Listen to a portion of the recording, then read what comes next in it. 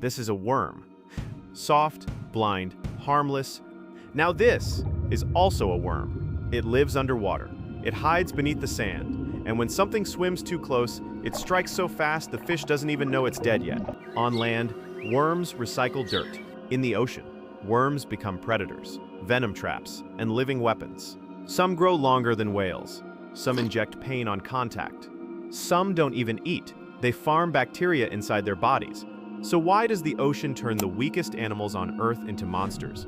And what rules of life break once gravity disappears? The first rule break, the Bobbit Worm. The first time you see a Bobbit Worm hunt, your brain struggles to process what's happening. Nothing moves. Nothing looks alive. Just sand. Then something swims too close, and the sand explodes. The Bobbit Worm doesn't chase prey, it doesn't stalk, it doesn't think, it waits. Buried deep inside the reef floor, up to 95% of its body hidden, it leaves only a few thin antennae exposed. These aren't eyes, they're motion sensors, tripwires. When something brushes them, the worm fires. The strike is almost instant, faster than most fish can react. The jaws slam shut, and the prey is dragged downward, not into open water, but into a narrow burrow where escape is nearly impossible. What makes this unsettling isn't just the violence, it's the lack of intention. Bobbit worms don't know what they're biting. They don't identify prey. They don't aim. They don't discriminate. If something triggers the antennae, it gets attacked. Fish, crustaceans, sometimes animals almost as large as the worm itself. This is not strategy. This is reflex weaponized. And yes, the jaws are strong enough to seriously injure a human finger. No, you wouldn't be pulled underground. But the idea that something like this can exist unseen, inches from where divers place their hands, should bother you, because bobbit worms aren't rare. They're just extremely good at pretending they don't exist. And they're only the beginning. Because when brute force isn't enough in the reef, worms don't evolve restraint. They evolve pain. When you can't be strong, become untouchable. The fireworm. Not every worm in the ocean becomes a hunter.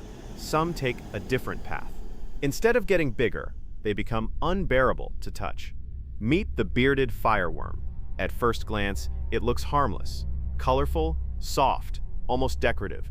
It drifts slowly across reefs, covered in fluffy white bristles that look like they belong on a pipe cleaner, not an animal. That's the trap.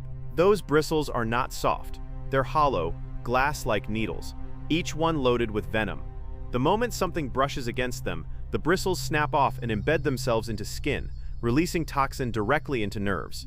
The pain is immediate. People describe it as burning electricity under the skin, swelling, nausea, dizziness, pain that can last for days from a single touch. Fireworms aren't fast. They aren't strong. They're extremely easy to eat, which is exactly why they evolved pain instead of power. They don't hide. They don't ambush. They advertise. Bright colors, high contrast, a warning sign that says, "You can eat me, but you'll regret it." This strategy almost never appears in landworms. On land, being slow and toxic rarely works, but reefs are crowded. Predators bite first and ask questions later. And fireworms survive because every predator that learns this lesson once never forgets it. Still, venom isn't the only solution. Some worms don't defend themselves at all. They simply become impossibly long. The longest animals on Earth, the ribbon worm. The longest animal ever recorded on Earth isn't a snake. It isn't a whale, it's a worm. Ribbon worms, sometimes called bootlace worms, can reach lengths of over 150 feet. One recorded specimen was estimated at around 180 feet long. That's half a football field of living tissue. And somehow, it weighs only a few pounds. Ribbon worms aren't muscular predators. They're thin, fragile, gelatinous. If you picked one up, it would tear under its own weight. So why evolve like this? Because ribbon worms don't breathe like we do. They have no lungs, no gills. They absorb oxygen directly through their skin. The more skin touching water, the more oxygen they can absorb. By stretching their bodies into extremely long, ultra-thin ribbons, they turn themselves into living lungs. Length becomes efficiency. They don't need speed, they don't need strength.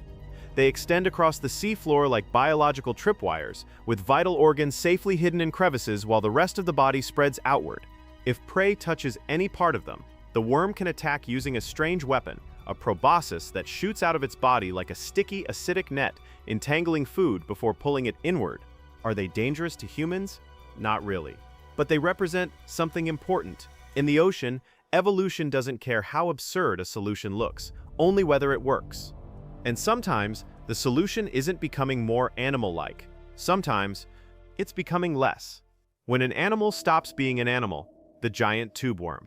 If ribbon worms stretch the idea of an animal, giant tubeworms erase it.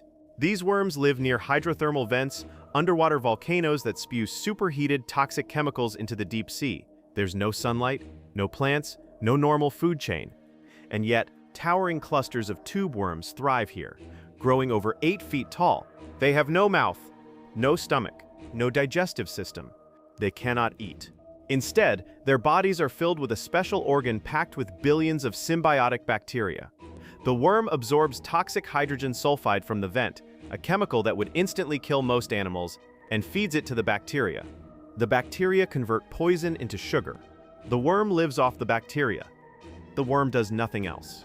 It doesn't hunt, it doesn't flee, it doesn't even sense danger, it opens and closes a plume. That's it. In exchange for giving up almost every trait we associate with animals, awareness, movement, choice, tubeworms grow faster than almost any marine invertebrate on Earth. They are alive, but not in the way we expect life to behave. They are biological scaffolding, apartments for microbes, hollow frameworks, powered by volcanic waste. And somehow, this extreme simplification is exactly what the deep ocean rewards. But if that feels unsettling, the final worms take things even further, because they don't live off poison. They live off death itself. The worms that eat whales.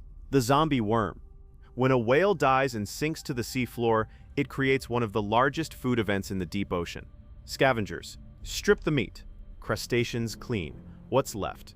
And then, when only bone remains, the zombie worms arrive. These worms don't eat flesh. They eat skeletons.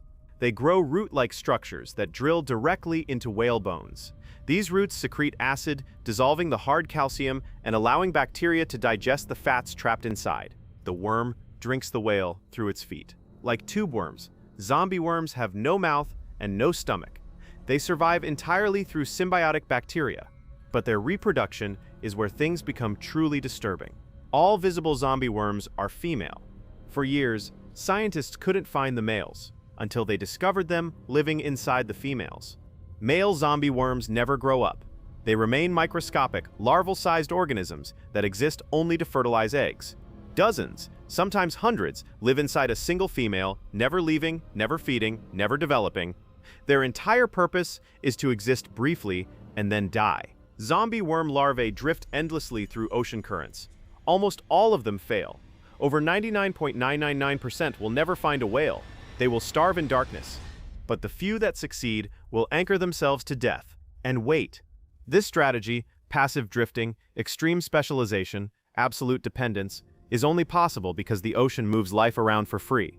No land worm could ever do this. And that's the real difference. On land, worms are limited by gravity.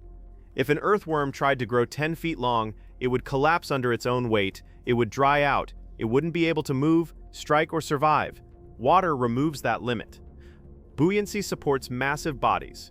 Oxygen dissolves directly into skin. Nutrients come in dense, high-energy packages like fish, not scattered leaves. Ocean currents carry larvae across entire continents. The ocean doesn't reward intelligence. It rewards efficiency, no matter how grotesque that efficiency looks. Land worms survive by being many. Ocean worms survive by becoming extreme. And once those rules change, monsters stop being impossible. On land, worms are quiet recyclers. They live small lives. They fix what's already dead. But in the ocean, the same body plan becomes something else entirely. A predator that strikes without thinking. A body that turns pain into armor. An animal that stretches itself across the seafloor like a living trap. And sometimes, not even an animal anymore. Just a shell, kept alive by bacteria, waiting for poison, waiting for bones. None of these creatures are mistakes. They are solutions. The ocean doesn't care what should exist. It only rewards what survives. And somewhere beneath the sand, the reef, and the dark, there are worms doing things evolution never lets happen on land. If this made you uncomfortable, good. That means you're paying attention. Subscribe for more stories from the parts of nature that don't care about comfort.